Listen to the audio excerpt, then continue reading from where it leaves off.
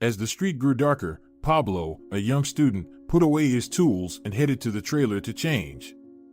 It had been 3 months since he started working at the construction site to help his sick grandmother. She needed very expensive medication. He didn't have a father, and his mother also had to work double shifts. Together, they managed to cover his grandmother's treatment expenses, but they were barely making ends meet. Pablo was very tired because besides work, he was also studying in his 3rd year at university. Now, as he took off his dirty uniform and stood under the hot water with pleasure, he mentally anticipated a pleasant evening with his classmates. They were planning to watch football at one of the sports cafes in the city center. However, as soon as Pablo got dressed, he received a message from his mom. "Grandma is really bad. I'm afraid it's the end. Come as soon as possible," she wrote, ending with a sad emoji. Concerned, Pablo immediately called a taxi and gave the hospital address to the driver. He didn't like coming here. The sharp smells, the sad, tear-streaked, or frightened faces, the constantly rushing doctors and staff, the cold lighting. Until the last moment, the young man hoped that his grandmother, his warm and cozy granny whom he adored, would soon be discharged from this bleak place. However, his mother's message dispelled his illusions. Pablo sighed and called the elevator to go up to the 4th floor.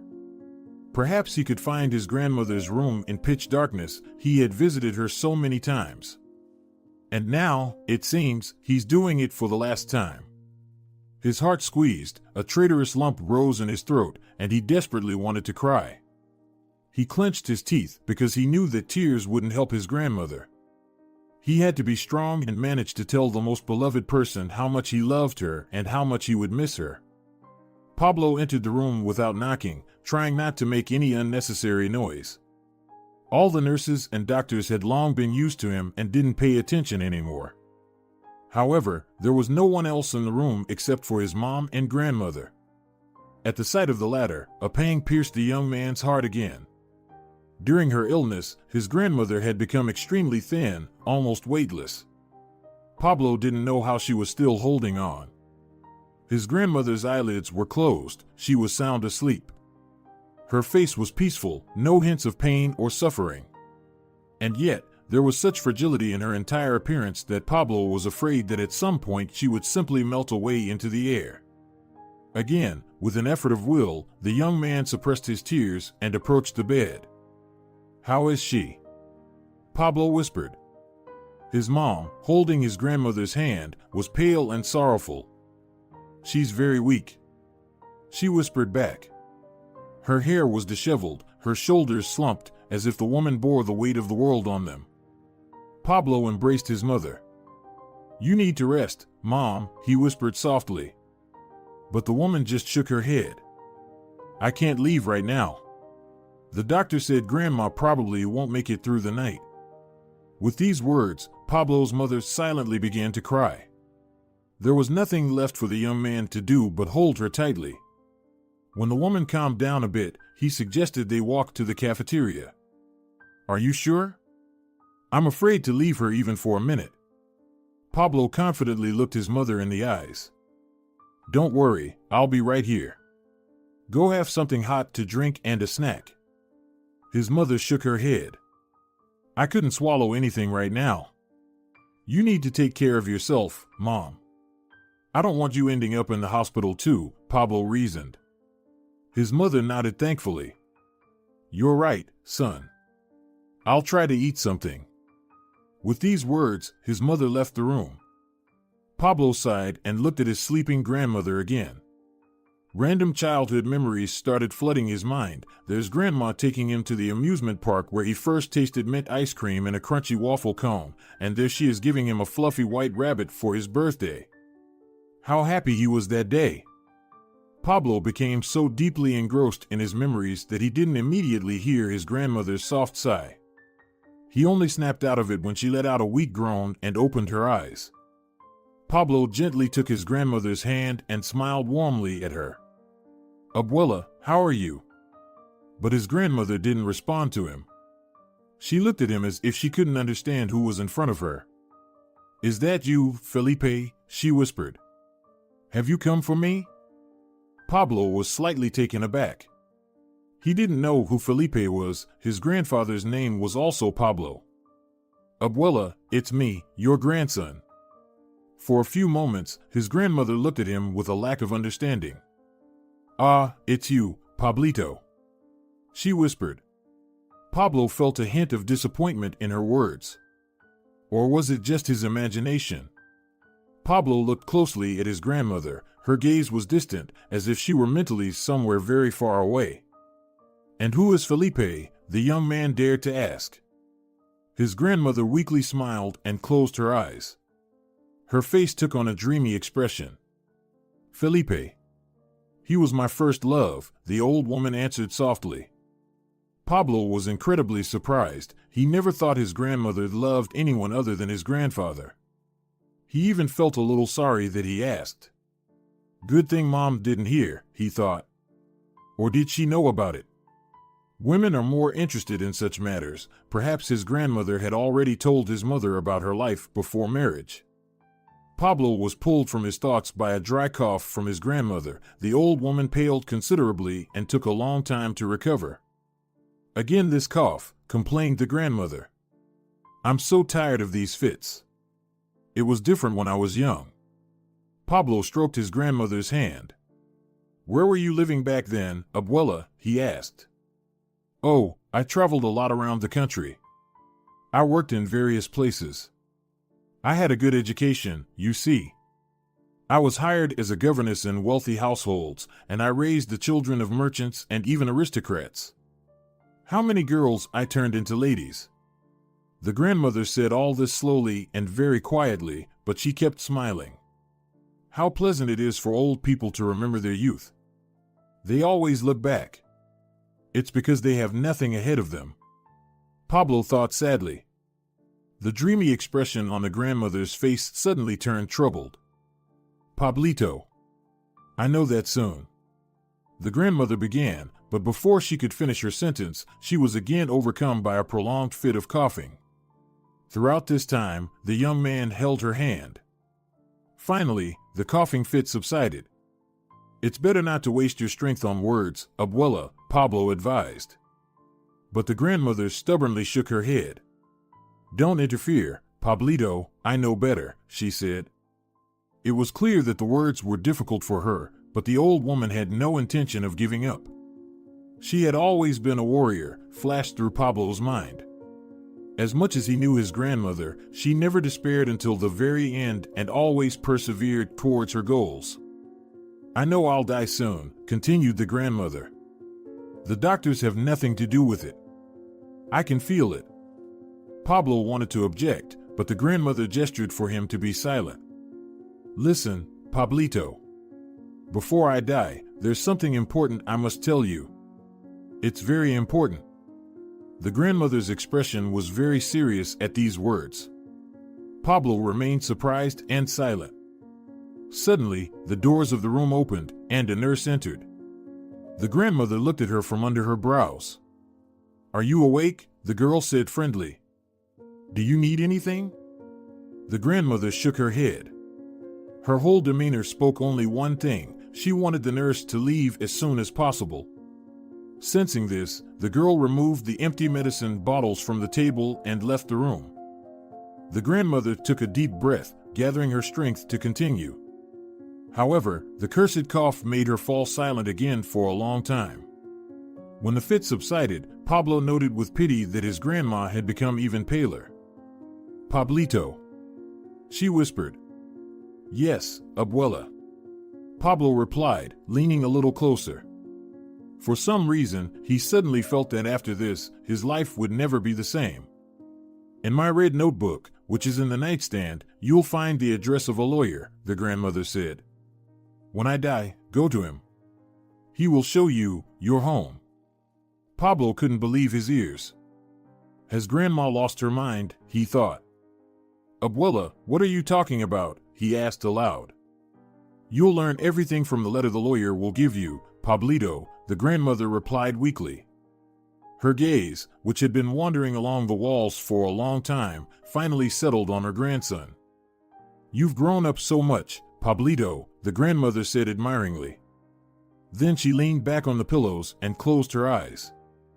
I feel so weak, she barely whispered. I want to sleep a little. Pablo nodded without saying a word. He pictured his grandmother as a very young girl. What was she like back then? He knew she had lost her parents early and had to stand on her own feet. She had always been very strong, his fragile grandmother. His mother quietly entered the room. Is she still asleep? She whispered. She woke up briefly, Pablo replied softly. She coughed a lot. And she said, I have a home. What? What home? His mother's eyes widened in surprise. Maybe she imagined something? Pablo shrugged. Who knows what happens to one's mind in old age?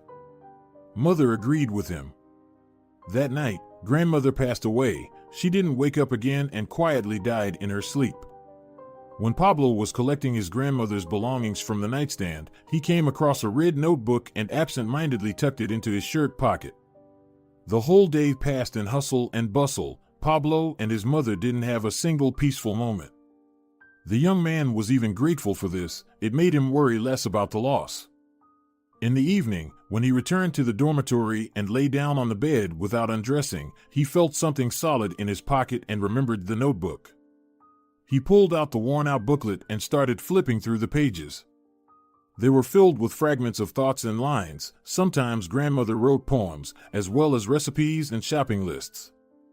With tears in his eyes, Pablo looked at the familiar handwriting of his grandmother from childhood, running his finger over the neat letters. As he was about to close the notebook, the young man suddenly noticed an address and a signature underneath it on the last page, Lawyer Ismael Torres. Pablo remembered his grandmother's last words, when I die, go to him. He will show you your home. Could this be true? Pablo couldn't sleep for a long time, thinking about his grandmother's mysterious words. The next day he woke up very early, despite sleeping poorly. First thing, Pablo went to the construction site and announced that he was quitting. Then the young man went to the train station and bought a ticket. Taking some water and sandwiches, he entered the train carriage and sat by the window. He had to travel all day. Pablo looked out the window and tried to guess what awaited him. He arrived in an unfamiliar seaside town closer to nightfall. Taking a taxi, the young man reached one of the hotels in the center and stayed there overnight. The next day, Pablo had breakfast at a cafe and went to the address he found in the red notebook. Finding the right house, he immediately saw a sign that read Legal Services. Pablo approached the door and rang the old-fashioned silver bell. The door opened, and he entered, finding himself in a cozy hallway in front of the reception desk. How can I help you? Asked a charming girl, adjusting a light strand of hair that had fallen out of place. Sophia, her badge read. Pablo was slightly taken aback. He really liked the girl. Then he gathered his thoughts and said, I need to speak to a lawyer named Ismael Torres.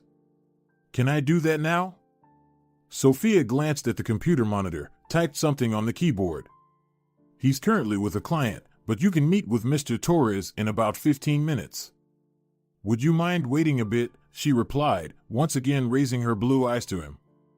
Pablo melted completely and, silently nodding, sat down on the bright leather couch. Maybe I should ask her for her phone number? Pablo thought to himself. Then he shook his head mentally. First things first, he needed to get the business done, then he could think about dates. Besides, this girl lives almost on the other side of the country. What was he even thinking? Finally, the time came, and Sophia escorted him to the lawyer's office. Pablo thanked the girl, and for a moment he thought she blushed a little. Then he dismissed these thoughts and knocked on the door. Come in, came the invitation from behind the door. Pablo opened the door and found himself in a spacious office. Behind a large desk made of light wood sat a gray-haired old man.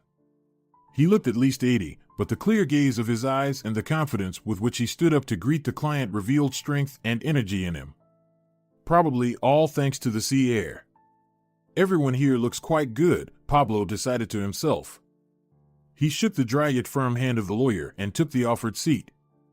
What should I call you? asked Ismael Torres, and Pablo stated his first and last name. It matched his grandmother's. The lawyer didn't raise an eyebrow.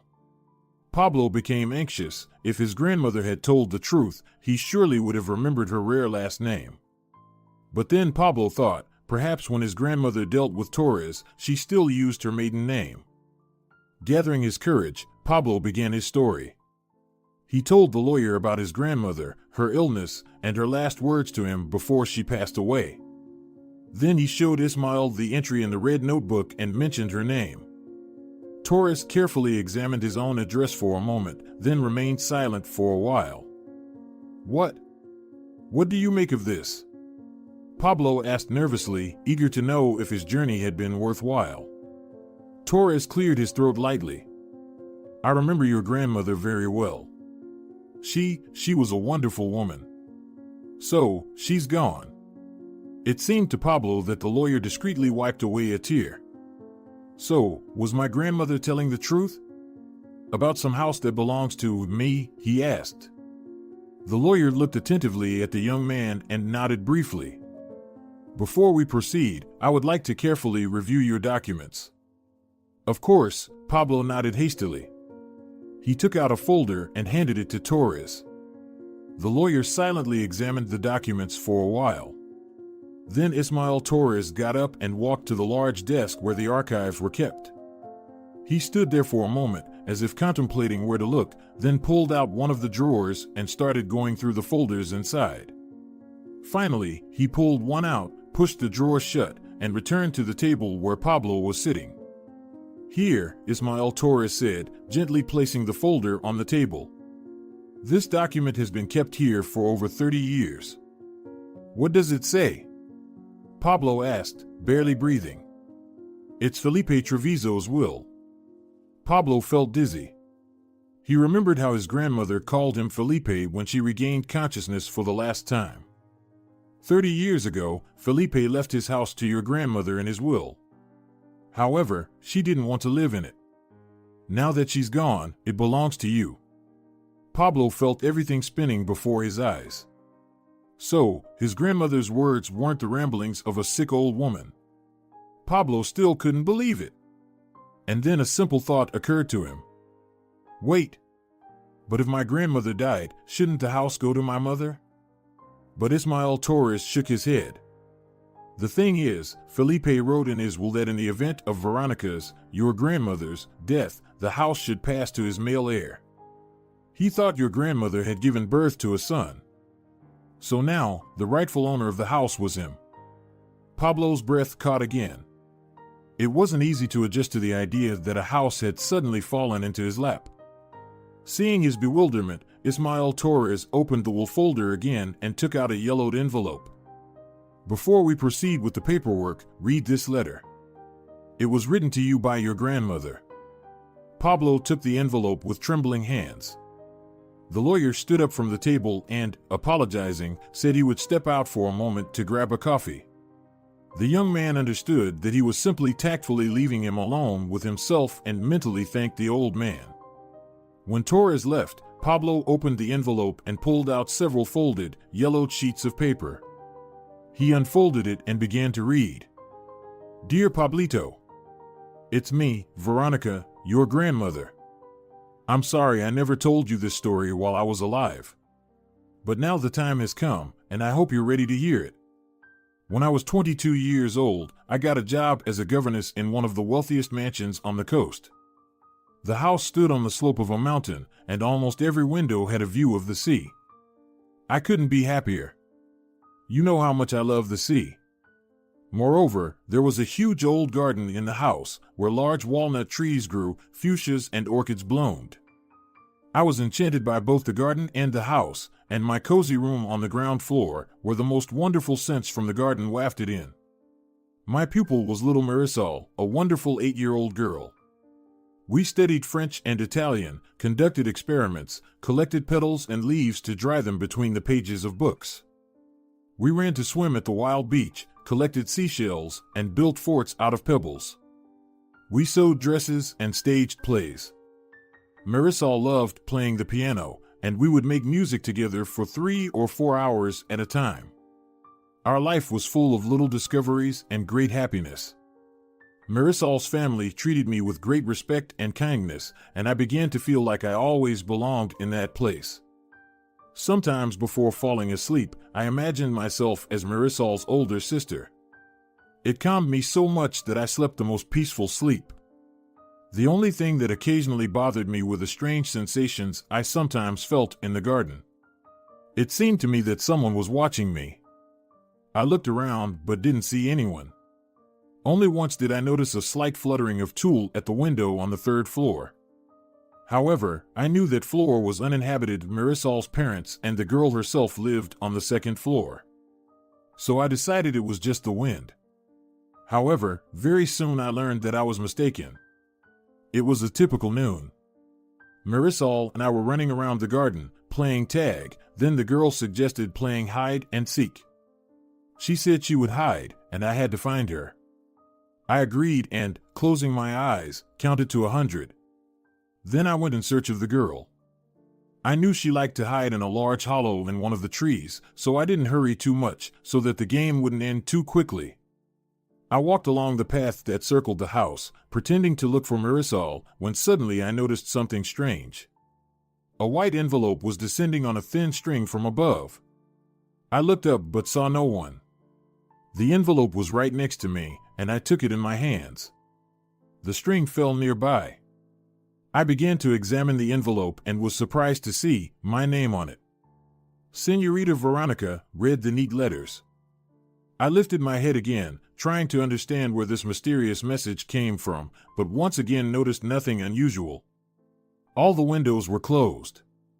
I reread the inscription and, remembering that Marisol was waiting for me to find her, folded the envelope and tucked it into the pocket of my dress.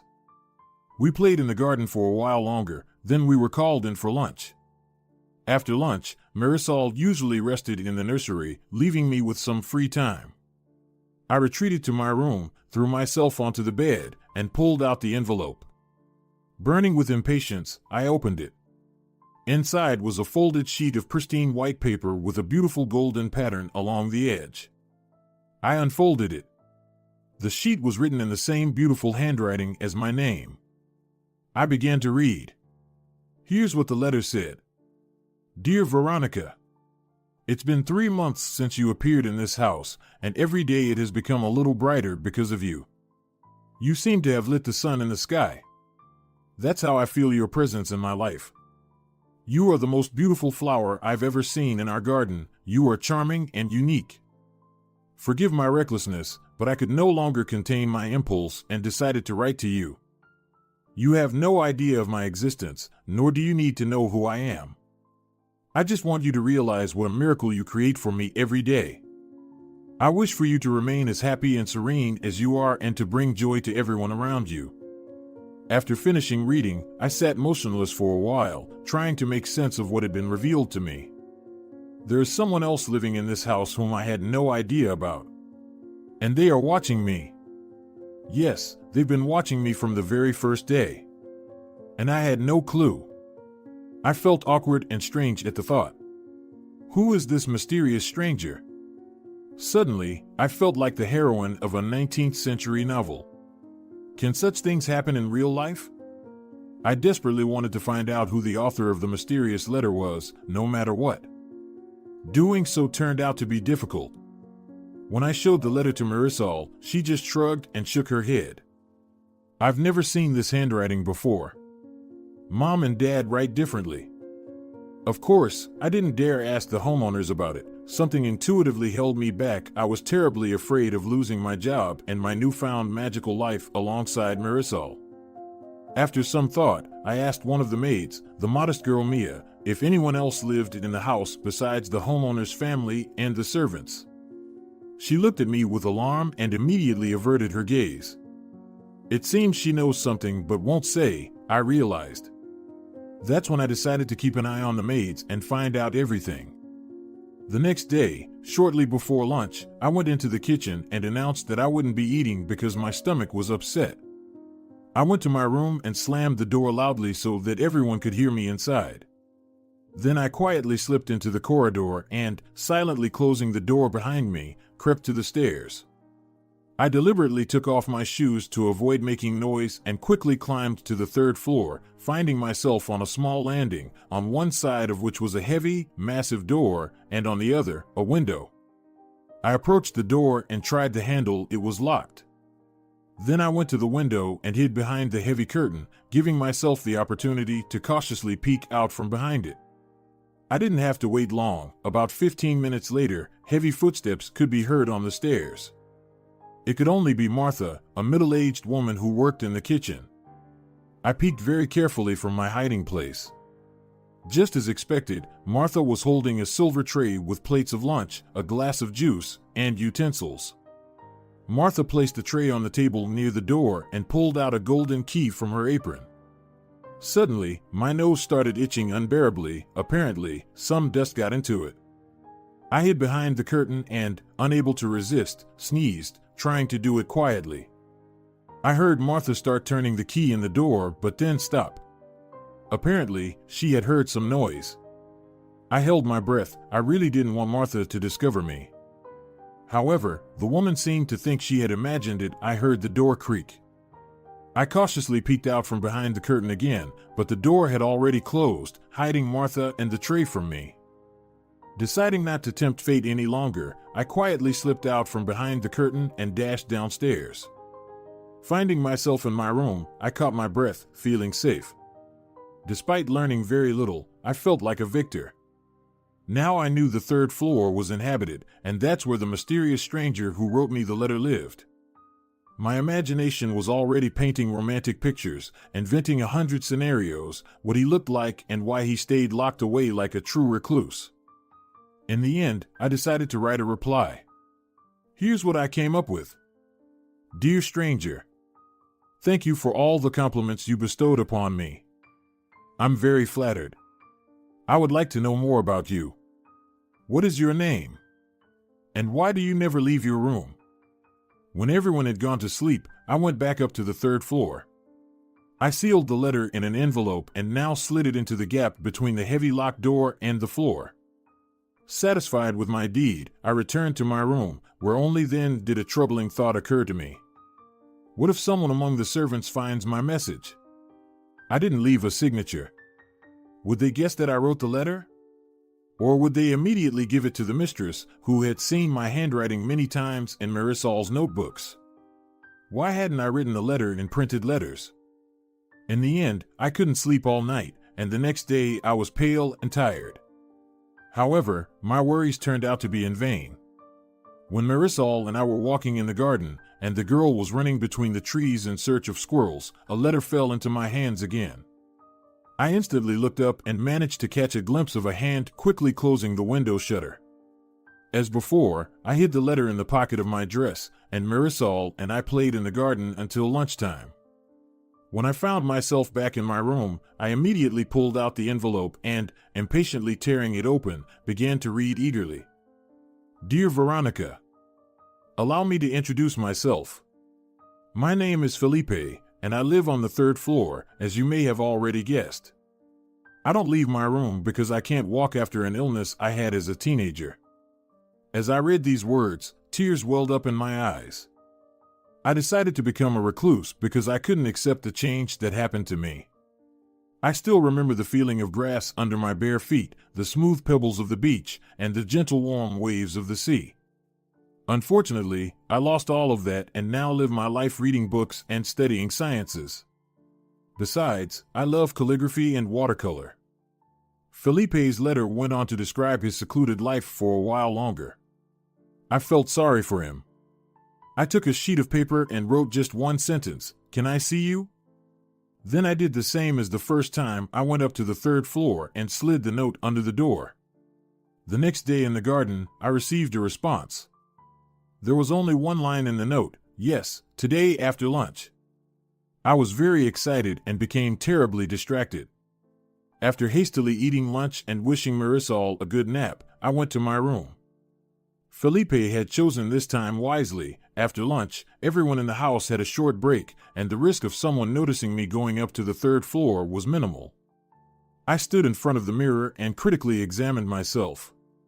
After some thought, I changed into my favorite blue dress, the one I wore for outings, and gathered my hair at the nape of my neck, leaving a few wavy strands to frame my face. Satisfied, I opened the door and quietly left the room. My heart was pounding loudly in my chest. I even began to fear that someone would hear it. After taking a few deep breaths, I calmed down a bit and started climbing the stairs. At the door on the 3rd floor, I hesitated for a moment, then knocked softly. After a few moments, I heard the key turn in the lock. Apparently, my stranger was already waiting for me. My heart was ready to leap out of my chest with fear. Finally, the door opened, and I saw Felipe for the first time. He was sitting in a wheelchair and was quite handsome, dark curly hair and kind brown eyes, broad shoulders and long slender fingers, indicating an artistic soul. He looked about 25. He looked at me for a while, then bowed his head in a slight respectful nod. I was completely embarrassed.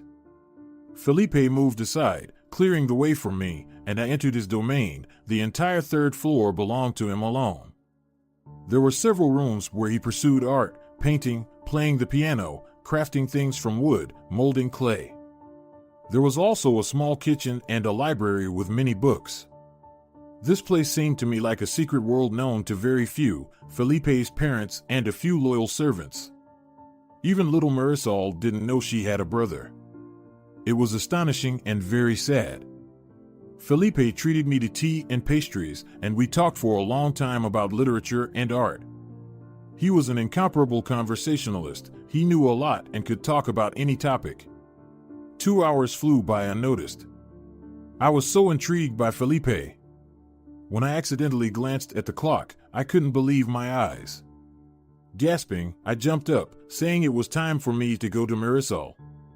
He nodded, looking at me with a long, sad gaze, and asked if I would come again. I replied that I would. As I hurried down the stairs, I realized that I was already looking forward to the next meeting with Felipe. We started secretly meeting every day, and I got to know this mysterious recluse more and more.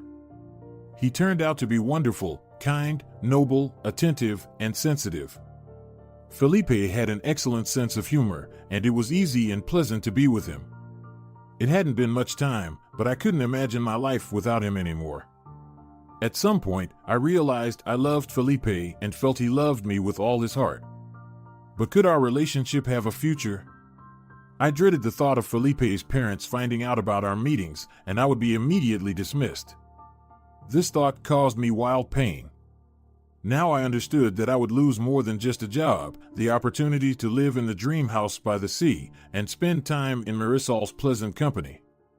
Most of all, I was afraid of losing Felipe, my love. He immediately sensed my state. Approaching me, my beloved took my hand and looked into my eyes. "What troubles you, darling?" he asked. Tears welled up in my eyes. "I'm so afraid of losing you, Felipe," I confessed. "Where does this fear come from?" he wondered, running his hand through my hair. I felt the touch of his soft fingers throughout my body, which gave me peace and confidence. "Just, if your parents find out, I'll be fired immediately. I'm sure they won't like that we're secretly seeing each other. I'm just a governess and should know my place." Felipe lightly touched my lips, as if asking me to be quiet for a moment. "Veronica, even if our parents find out everything, it won't change anything. I'm already an adult and can decide for myself what to do. And I love you, darling. And I choose to be with you. No one can stop us." I smiled at him, although tears clouded my eyes. I wanted to believe Felipe's words with all my heart, but a bad feeling crept inside me, poisoning everything. It seemed to me that we had no time left. And it happened just like that. Once, when I came to Felipe, he said he wanted me to become his wife. I was very happy to hear this, but doubts tore at my soul. "We cannot marry in secret," I told Felipe. "We need to tell your parents everything." He nodded briefly. "I'll do it first thing tomorrow morning. They will know everything." When I heard those words, fear shook me inside. But seeing the determination in Felipe's face, I didn't say anything. I stayed with him until late in the evening that day. Marisol wasn't home. She had gone yachting with her parents. We talked a lot, held hands, and Felipe kissed me for the first time. It was so beautiful that I couldn't help but cry again. He stroked my hair, whispered sweet words to me, and said that everything would be okay. I didn't want to leave him that night. Something told my heart that we might not see each other again. But I tried to push those thoughts away. Felipe looked very happy, and I didn't want to cloud his mood with my worries.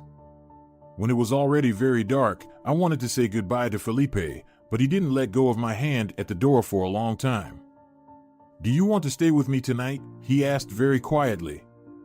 I hesitantly looked at him, but in his eyes shone such strong love that doubts immediately left me. I turned to him and, leaning in, kissed his lips. I was with Felipe until dawn, and we didn't close our eyes for a moment. His gentle touches stayed in my memory forever. When dawn broke, I kissed him for the last time and said it was time for me to return to my room. He escorted me to the door. At the threshold, I turned around and looked at my beloved once more. He was also looking into my eyes, and I felt that invisible threads had forever connected us. When I returned to my room, I couldn't sleep. I was too nervous. I knew that soon there would be a conversation between Felipe and his parents, and I was eagerly awaiting it. However, after some time, I eventually drifted off to sleep. I was awakened by a loud knock on the door. "Pack your things and get out of our house." I heard the landlady shout. "You're fired." At first, I thought it was just a terrible dream, but all of this was happening in reality. I got up, staggering, and started packing my modest dresses and books. It took me no more than half an hour to pack my suitcase. There was another knock on the door. "Are you ready?" I heard the landlady's impatient voice.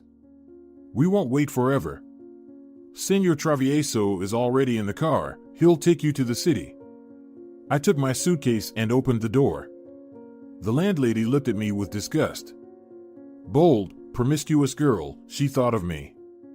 "Thought you could live off our money," the woman said coldly, confirming my thoughts. "It won't work, street urchin.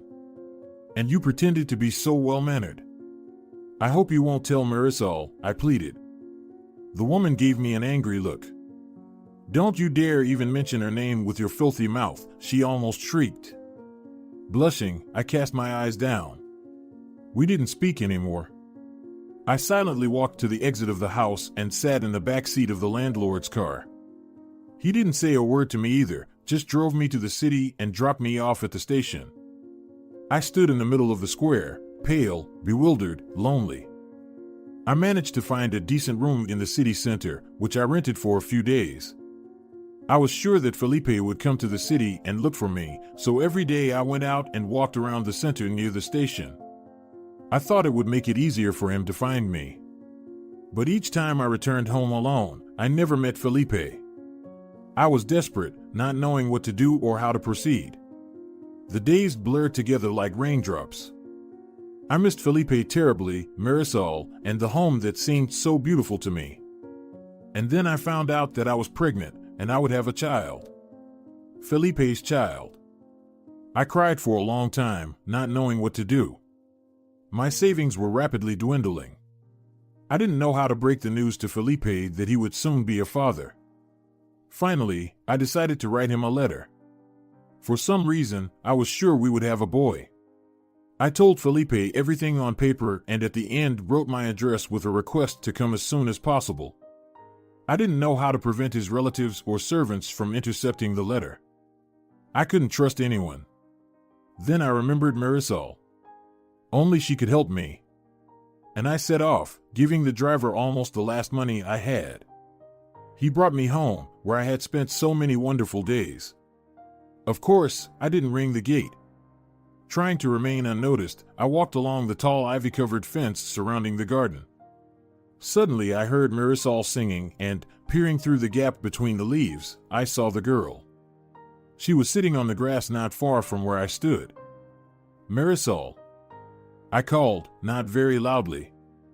I didn't want anyone else besides the child to hear me. Surely Marisol now had a new governess, and she could be nearby. The girl turned around, surprised. Marisol, I repeated a little quieter. Who's calling me? The girl asked, frightened. It's me, Veronica. I'm behind the hedge, I replied, afraid that the girl wouldn't want to talk to me or, worse, would call an adult. Marisol jumped to her feet and ran to the hedge. Veronica! Where are you? I miss you so much. Why did you leave me? She quickly and slightly offendedly chattered. I reached out to her. I'm here, Marisol. Forgive me, but I couldn't do anything. Your parents thought I wasn't suitable for the role of your governess. Marisol burst into tears. But why? Let me talk to them. My new governess is awful. It's so boring with her. You'll have to learn to love her, my dear. There's nothing we can do here. I'm sorry, I tried to comfort the girl. Marisol squeezed my hand and cried. It seemed to me that someone was coming down the path. Listen, sweetheart, I quickly said. Can you help me?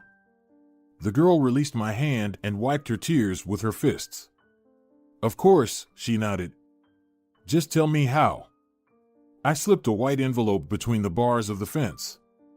Please, take this envelope to the 3rd floor and slide it into the slot under the heavy locked door, I said. The girl took the envelope and turned it over in her hands. But why? She asked, surprised. It's a secret for now, I whispered back. I'll tell you next time. Just let it remain our secret, all right? Make sure no one knows about the envelope. The girl nodded, smiling cunningly. I'll do as you say. But when will we see each other again? My heart tightened. I knew this was likely our last meeting. But I decided a lie would be better than the truth for now. Soon, I said.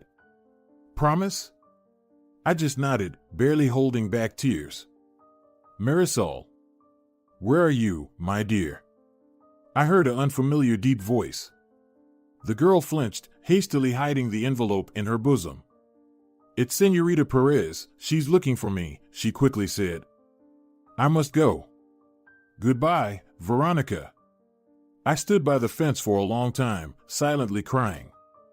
Goodbye, my girl, goodbye, I whispered before leaving. I returned to the city, and the next day I developed a fever. With no money left, I was on the brink of despair. Deciding to ask my neighbor for some fever medicine, I somehow made it to her door, and when she opened it, I felt like I was about to faint. The neighbor turned out to be a kindly elderly woman with a big heart. Seeing my condition, she took me in, sat me on the couch in her living room, and called the doctor. The doctor turned out to be a young man named Pablo. Yes, Pablito, that was your grandfather. It seemed he fell for me at first sight. He prescribed me medicines, and when he found out I had no money to buy them, he went to the pharmacy himself. He visited me every day, brought flowers, fruits, and sweets, monitored my health, and cheered me up with kind words. When I recovered, he often brought groceries and invited me to various places, concerts, theaters, or just for a walk. I sincerely thanked him for his help but refused to go anywhere. However, he was persistent. So, I told him what had happened to me. Learning that I would soon have a child, he turned pale and, apologizing, left. I thought he wouldn't come back. I waited for Felipe, but he didn't come. I don't know why. Maybe Marisol didn't manage to discreetly give him the letter. Or maybe his parents forbade him from leaving the house. A week later, Pablo came to me again. In his hands, he held a large bouquet of roses. He knelt down and proposed to me. He said he was ready to accept my child as his own and vowed to take care of me for the rest of his life. I cried, not knowing what to do. I loved Felipe so much, but he never came. And both the child and I needed protection. I saw what a good and noble person Dr. Pablo was, and feeling immense gratitude towards him, I agreed to marry him. However, Felipe remained the only one in my heart. Dear Pablito, now you know the story of my first love, and I hope you won't judge me. Pablo finished reading and sat still for a while. Then he stood up and walked to the window, where swallows were flying. He didn't hear Ismael Torres return to the office. I see you've already read the letter, he said quietly. Pablo turned away from the window and nodded. Felipe Treviso died when your mother was 12 years old. His parents died in a car accident 5 years before that. Marisol was married and gone from home by then. Felipe left the house to your grandmother in his will. We struggled to find her address and sent her a letter. She came here. It was our only meeting, but honestly, your grandmother is hard to forget. She had a special charm and fragility. Did she refuse the inheritance? She said she couldn't live in the house where everything reminded her of Felipe. She didn't want to sell it either. So all this time, the house was waiting for you. Pablo nodded and shook the lawyer's hand. I thank you for everything you've done for me. Now I know a little more about my grandmother's life, and it means a lot to me. Can we meet tomorrow to discuss the details related to the house? Today, I'd like to be alone for a while. Ismael Torres nodded and escorted Pablo to the door. The young man said goodbye to Sofia, left the building, and walked to the sea. He wandered along the shore for a long time, listening to the cries of seagulls and the rustle of pebbles under his feet. Abuela, my dear, he murmured.